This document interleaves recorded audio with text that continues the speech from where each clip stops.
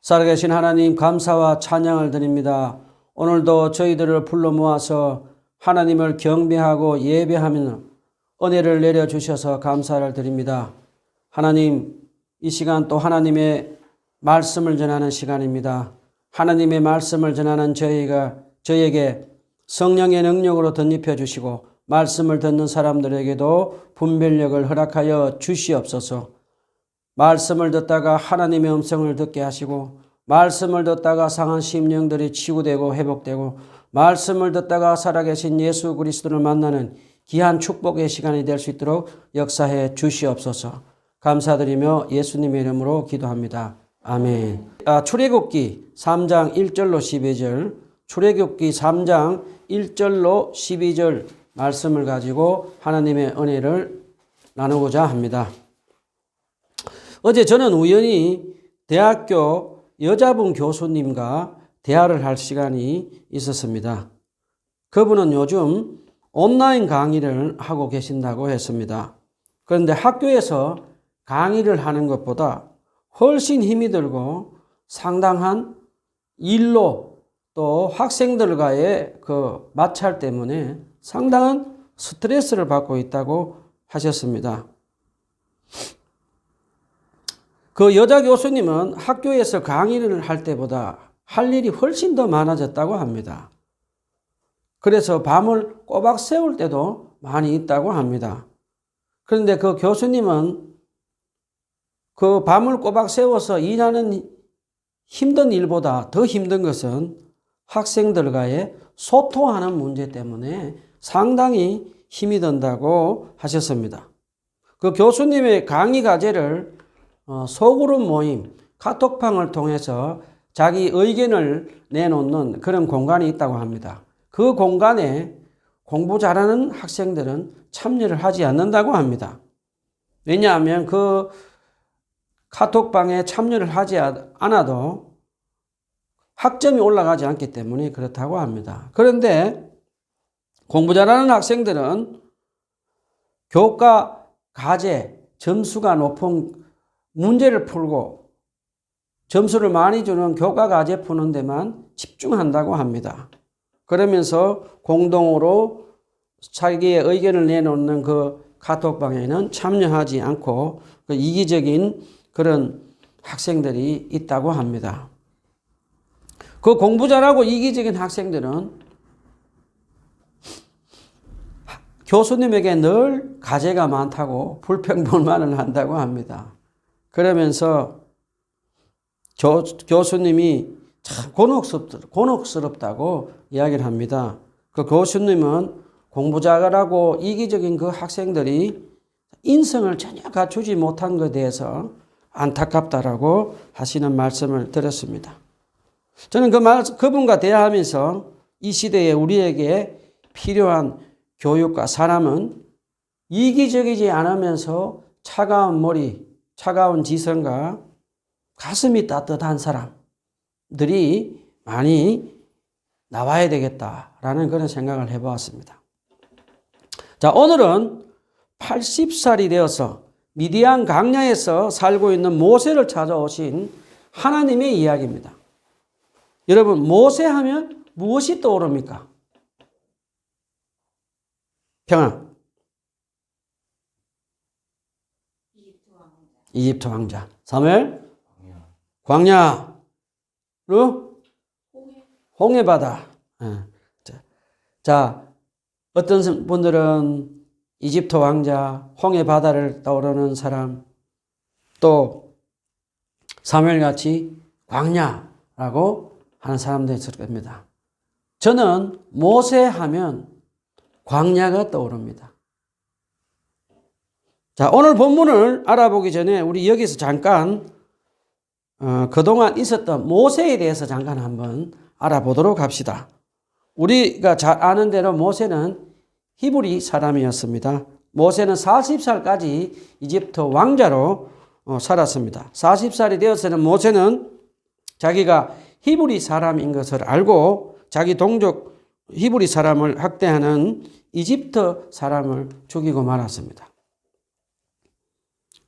모세는 이집트 바로 왕에게 잡혀 죽을까 봐 두려워서 지금 모세가 살고 있는 미디안 광야로 도망가서 지금 40년을 살고 있었을 때입니다.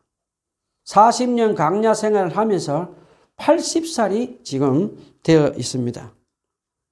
우리 여기서 한번 잠깐 질문을 한번 해봅시다. 80살이 된 노인 모세가 40년 동안 양을 치면서 이집트 왕자로서 화려한 생활을 그리워했을까요?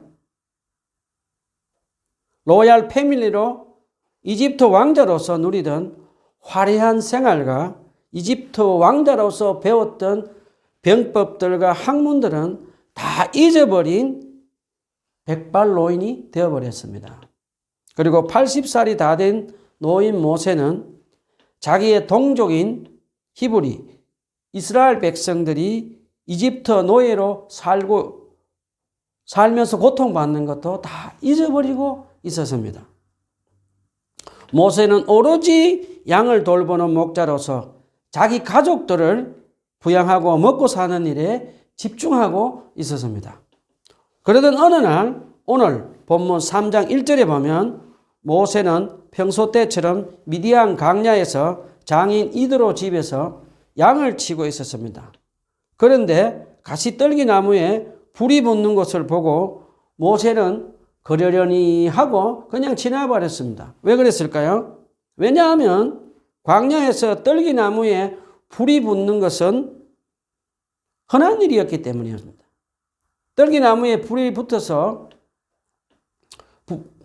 떨기나무가 다 타고 사그러지고 없어지는 것은 그 광야에서 흔히 볼 수 있는 일이었다고 합니다. 그런데 오늘은 모세가 길을 가다가 멈추고 불에 타던 떨기나무를 다시 돌아보다가 깜짝 놀랐습니다. 왜냐하면 떨기나무에 불이 꺼지지도 않고 떨기나무가 타서 없어지지 않았습니다. 그래서 모세는 그가 그 가시떨기나무 가까이로 다가갔습니다. 출애굽기 3장 4절 6절 우리 다 같이 한번 읽어봅시다. 출애굽기 3장 4절에서 6절 다 같이 한번 읽읍시다.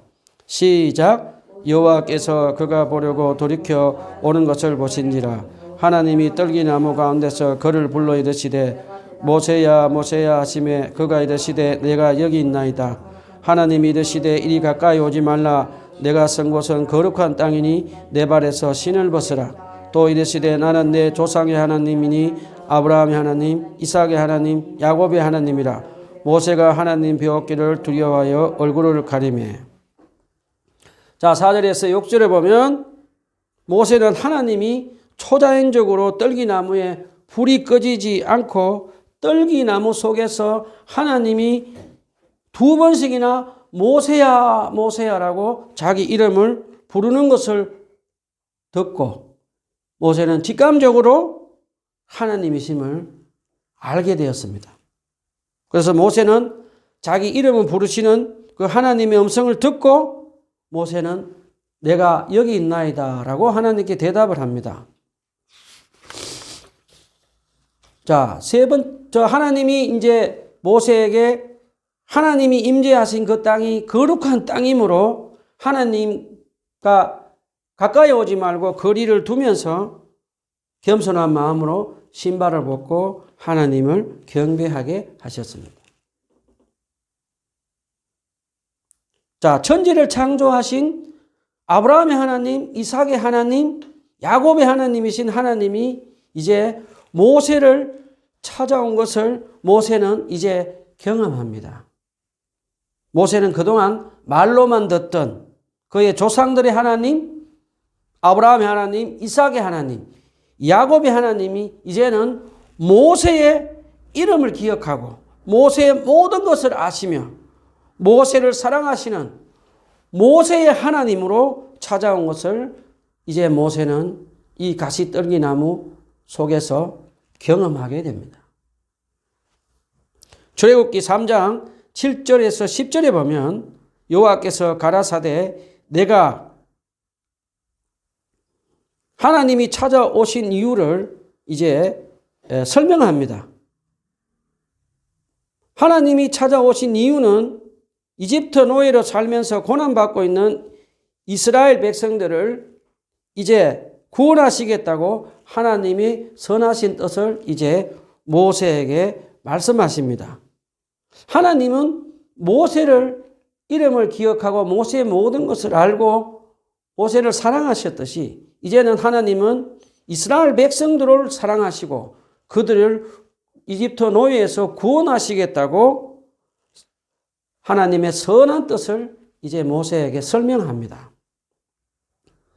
자, 그런데 출애굽기 3장 7절에 10절에 보면 여호와께서 가라사대 내가 애굽에 있는 내 백성의 고통을 정령이 보고 그들이 그 간역자로 인하여 부르짖음을 듣고 그 우고를 알고 내가 내려가서 이집트에서 구원해서 젖과 꿀이 흐르는 가나안 땅으로 데려가겠다고 하셨습니다.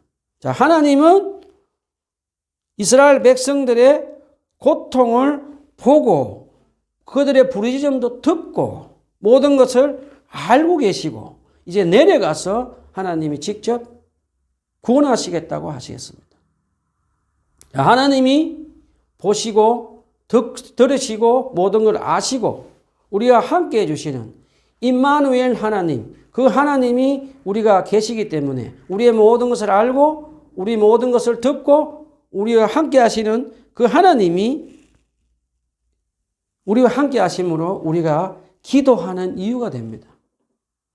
하나님이 우리가 기도하면 우리의 기도를 들으실 뿐만 아니라 우리의 기도도 보고 계시고 들으시고 우리의 모든 것을 아시고 우리와 함께 하시는 그 임마누엘 하나님, 그 하나님께 우리가 쉬지 말고 기도해야 되는 이유가 우리가 이곳에서 발견할 수 있습니다.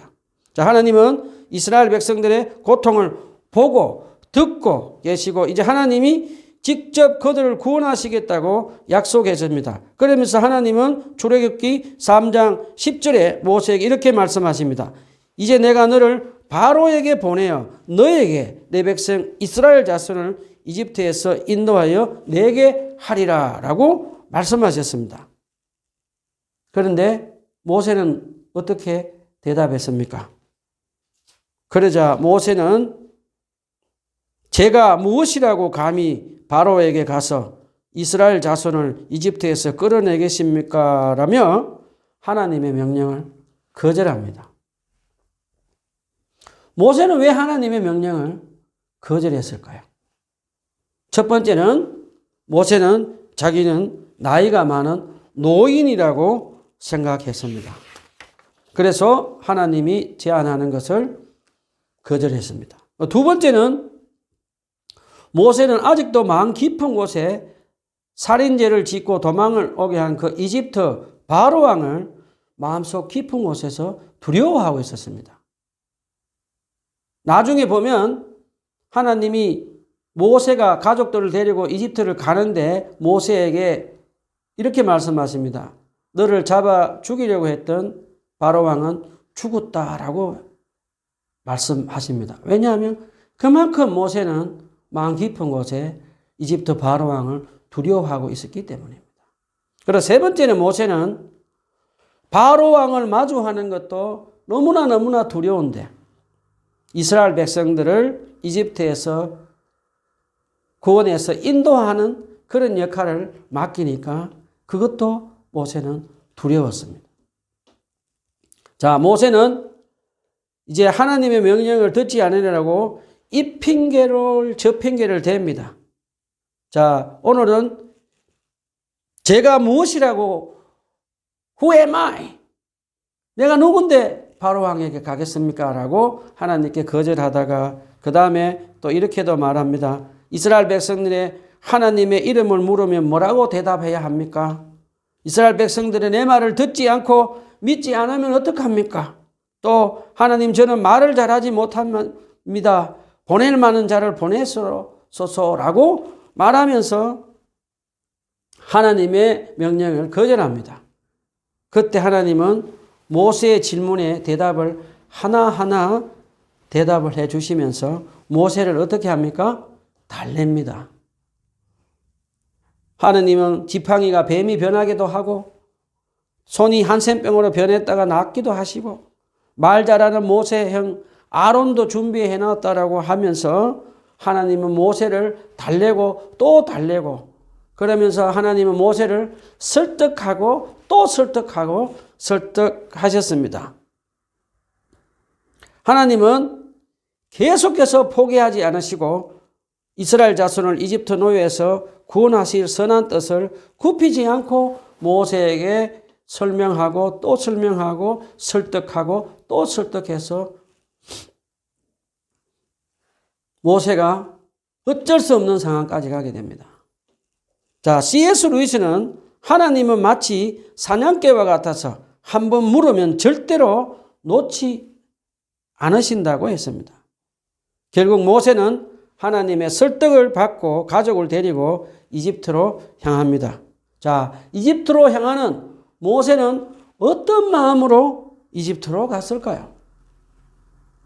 80살이 다 된 모세는 이제 자신이 아무것도 아니고 아무것도 할 수 없는 무능력한 사람이라고 생각했습니다.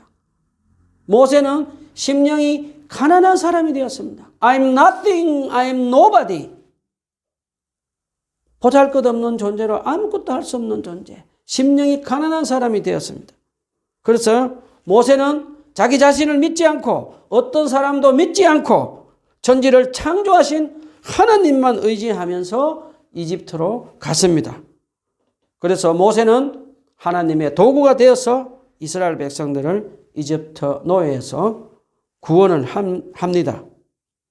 자, 우리 여기서 질문을 한번 해봅시다. 모세는 어디에 살다가 마지막으로 죽었습니까?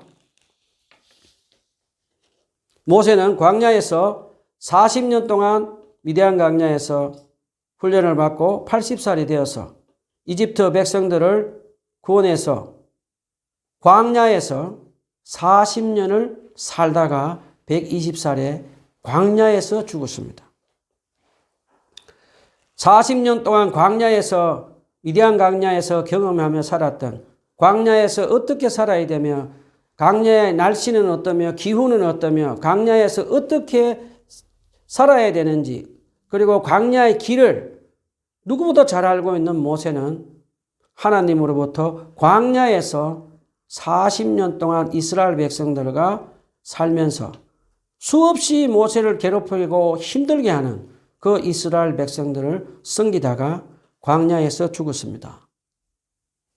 그런데 모세의 참 존경스러운 부분 중에 하나는 모세는 이스라엘 백성들 200명을 인도한 모세는 화려한 집과 비싼 옷들, 그 럭셔리한 옷들도 입지 않고 가나안 땅에 들어가지 못하고 광야에서 죽을 것이라고 하나님이 말씀하시자 모세는 이스라엘 백성들에게 신명기에서 긴 설교를 하면서 하나님을 사랑하고 하나님 말씀에 순종하고 이웃을 사랑하라는 긴 설교를 하면서 내가 하나님 가나안 땅에 들어갈 만한 자격이 없습니까? 라고 하나님에게 따지지도 않고 하나님 그 말씀 광야에서 죽겠다고 한 말씀에 순종하면서 모세는 인생을 마감을 합니다.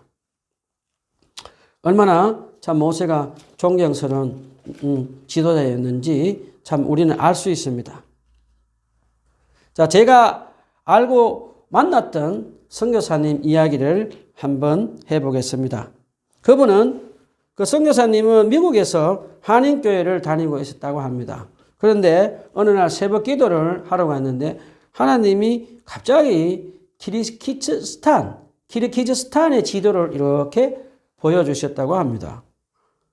그래서 이상하다 생각하고 계속 기도를 매일매일 하러 갔는데 계속해서 하나님은 키르기즈스탄 지도도 보여주시고 키르기즈스탄에 대해서 이야기를 계속 듣게 되고 생각하게 되었다고 합니다. 그래서 하나님이 계속해서 키르기스탄으로 가라는 거룩한 부담을 주셨다고 합니다. 그런데 그 선교사님은 하나님께 이렇게 말씀드렸다고 합니다. 하나님, 저는 신학교 공부도 하지 않았고 나이도 많고 그런데 내가 어떻게 그 키르기스탄으로 갑니까? 라고 하나님께 두려워서 못 가겠다고 이제 하나님의 부르심에 거절했다고 합니다. 그래도 하나님은 계속해서 거룩한 부담을 주셔서 하나님은 그 선교사님을 설득하고 또 설득하고 설득해서 결국에는 그 풍요로운 미국 땅을 버리고 척박한 키르기스탄으로 60살이 넘어서 그 부부가 키르기스탄으로 갔다고 합니다. 선교사님이 계시는 곳은 정말 환경이 열악하고 척박한 땅이었다고 합니다. 비행기 타고 들어갈 수도 없는 그런 아주 열악한 곳이었다고 합니다. 1년 후에 사모님이 그 키르기스탄에서 돌아가셨다고 합니다. 그 혼자 남게 된 이 선교사님은 그때부터 이상한 경험을 했다고 합니다. 병원에서 코에 피가 멈추지 않는 그런 이상한 병을 가진 사람이 에게 연락이 와서 그 선교사님이 그 병원에 가서 찬송가를 그냥 불렀다고 합니다. 그 환자 앞에서. 환자 앞에서 찬송가를 부르는데 갑자기 그 피가 멈춰지지 않던 그 환자의 코에서 나오는 피가 멈춰지면서 치유받는 그런 기적이 일어났다고 합니다. 그 후로부터 많은 키르기스탄 사람들이 예수님을 믿고 영접하고 예수님과 함께 살게 되었다고 합니다. 그러면서 그 선교사님은 늙은 나이에 그곳에서 조그마한 신학교를 세워서 섬겼다고 합니다. 저희가 오늘 또 제 간증을 한번 해보겠습니다. 저는 37살 때 예수님을 만나서 초등학교 졸업으로 학력을 가지고 하나님의 기적으로 영국, 미국에 가서 신학 공부를 했습니다.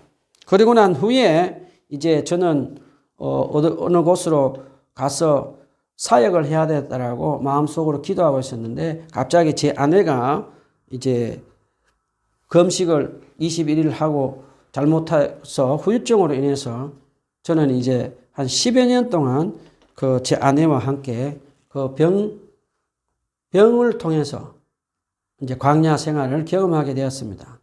저는 교회에서 사역하다가 부목사로 사역도 하고 하다가 집사람이 계속되는 질병으로 많이 해서 이제 저는 갈림길에 서게 되었습니다. 제가 사역을 계속해야 되느냐 아니면 제 아내의 병을 도와야 되는가 치유하는데 도와야 되는가를 놓고 하나님께 기도하다가 계속되는 제 아내의 질병으로 인해서 저는 사역을 내려놓고 이제 세상에 나가서 일을 하게 되었습니다. 입주 청소, 아파트 입주 청소를 이제 3년간 했습니다. 3년간 새벽 6시에 일어나서 밤 11시까지 3년 동안 이제 아파트 입주 청소를 하러 다녔습니다. 그리고 토요일 날, 주일 날은 집에서 가정 예배를 드렸습니다. 또 그 후로도 이제 입주 청소를 한 3년 정도 하니까 몸이 좀 많이 힘들어서 그 다음에 친환경 페인트를 또 하는 것도 또 조금 배우면서 일을 해보았습니다. 그리고 난 후에는 또 저는 계단 청소를 또 몇 달 동안 하기도 했습니다. 그리고 또 동묘에 가서 구제 옷들도 파는 것들도 하고 또 이곳저곳에 다니면서 난전에서 그 구제 옷들도 파는 그런 장사도 했습니다. 그리고 또 동묘에 가서 수입 과자 상품도 파는 일도 하면서 지냈습니다. 그리고 토요일, 일요일 날, 주일 날은 늘 저는 하나님의 설교 말씀을 준비하고 가족들과 함께 시간을 보내면서 저는 이제 제 인생은 그냥 집에서 제 가족들을 돌보고 그러면서 자식들을 양육하면서 그냥 인생을 끝났다라고 그렇게 생각하며 지냈습니다. 그러면서 또 저는 정수기, 필터 교환하는 일도 조금 하면서 지내보았습니다. 그런데 어느 날 하나님께서 저에게 사람들을 통해서 저에게 계속 유튜브 설교 방송을 하라는 말씀을 계속해서 해보셨습니다. 그런데 저는 그때 하나님께 두려웠습니다. 왜냐하면 나이도 많고 그리고 교회 멤버도 많이 없고 재정도 없는데 어떻게 유튜브 설교 방송을 해야 되는가. 그리고 제가 내놓을 만한 것이 없었습니다. 사람들에게 무엇을 내놓아야 되는가에 대해서 자랑할 것도 없고 없는데 하나님은 계속해서 하라고 하셨습니다. 그래서 하나님은 저에게 강야 같은 세월을 지나면서 아내의 질병으로 인해서 우리 가정이 깨어지지 않고 우리가 서로 사랑하고 우리 가정이 하나님만 믿고 바라보면서 살아온 것을 계속해서 하나님은 간증하라고 전하라고 하셨습니다.